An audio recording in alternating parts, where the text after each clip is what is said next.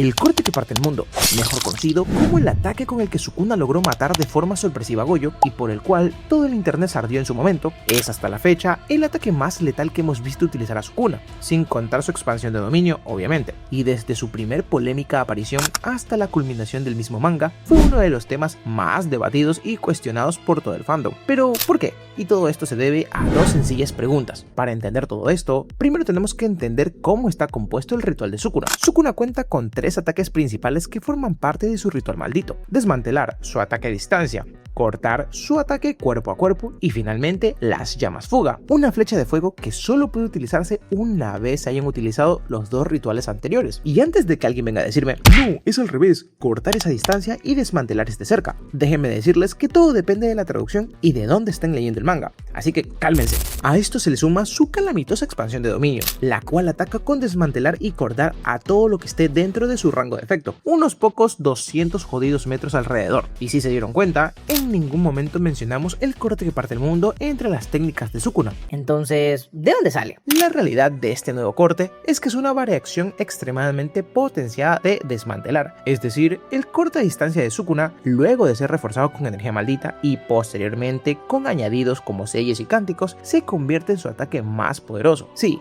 más que su propio dominio en cierto sentido. La razón, porque nadie ni nada lo puede detener. Da igual que tenga enfrente, será partido por la mitad sí o sí. Y si no me creen, basta ver cómo Goyo pudo ser capaz de aguantar el relicario maldito por algunos instantes, pero con este corte no fue así. Ahora, ¿qué tan poderoso es? Para lograr dimensionar lo absurdamente poderoso que es este nuevo corte, tenemos que dejar claro que no solo corta cosas de forma normal, como lo harían sus otros 2 cortes, sino que es capaz de cortar el espacio mismo, sin importar qué cosa o quién esté en su camino. Es tan letal que Goyo, siendo Goyo, contando con el infinito que lo protege, murió de inmediato tras recibirlo de lleno. Y aquí viene el mayor desconcierto para la audiencia. ¿Cómo es posible que este corte alcanzara a Goyo si su infinito es prácticamente invencible, a excepción de ciertas técnicas antirrituales? Durante toda la obra jamás vimos a Goyo ser tocado por un ritual maldito, claro, sin contar la amplificación de dominio y expansiones, que eso ya es otra cosa. Por eso, la irrupción repentina de este corte trajo tanto caos, transformó algo que era imposible a priori en una realidad. La clave está en esto: el corte que parte el mundo no anula el infinito tal y como lo hacía Majoraga, lo que hace realmente es ignorarlo por completo. Como dijimos antes, el objetivo de este corte es el espacio mismo, hacia donde va dirigido. No importa qué objeto, persona o ritual esté de por medio, el espacio simplemente será dividido.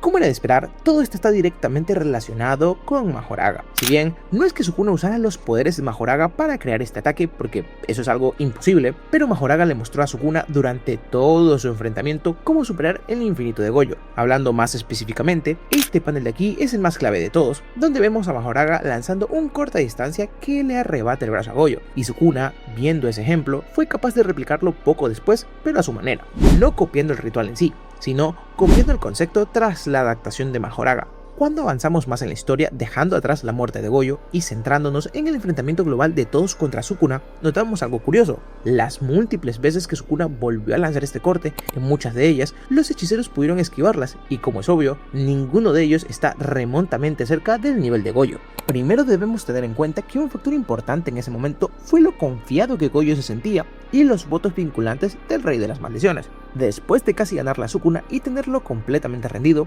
Goyo no se esperó que justo en ese momento se lanzara tal ataque. Además, un desmantelar normal de Sukuna no habría podido alcanzarlo, por lo que probablemente Goyo vio sí o sí con sus 6 ojos el ataque que venía en camino, pero no vio necesario moverse, lo cual terminó muy mal para él. Ahora, Sukuna por su parte hizo uso de varios votos vinculantes para poder lanzar el ataque así de rápido, pero condicionándose a futuro. Es por eso que después de la muerte de Goyo, él se ve obligado a cumplir con ciertos requisitos para usar este corte nuevamente, requisitos que él mismo se tuvo que imponer. Al menos es así como Gege justifica haber hecho que la muerte de Goyo, el personaje más querido, sea fuera de escena. ¡Maldito gato de mierda!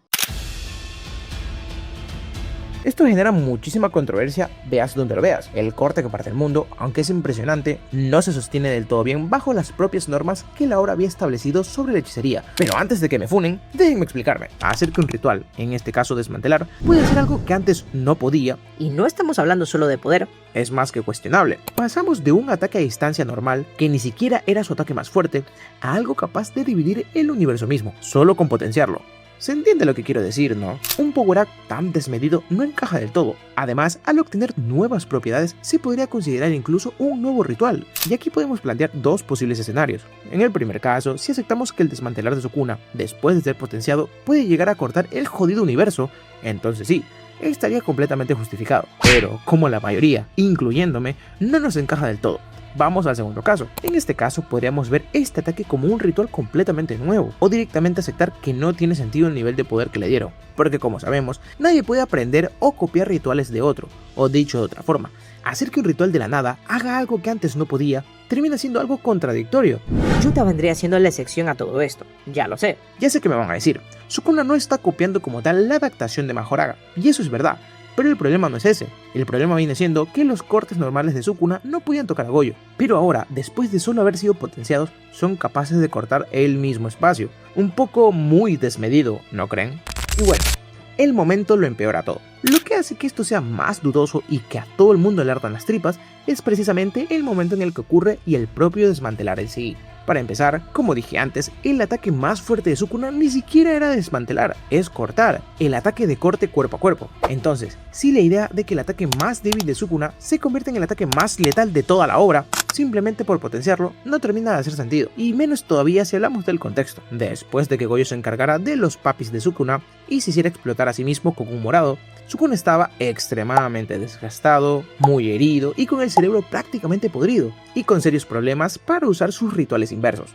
Tenía todos los boletos comprados para que Goyo lo mande a dormir, y justo en ese momento es capaz de lanzar el ataque más absurdo y poderoso de toda la pelea. ¿En serio? Y sí, ya sé que están todos los votos vinculantes que ayudaron, pero eso no cambia mucho el escenario.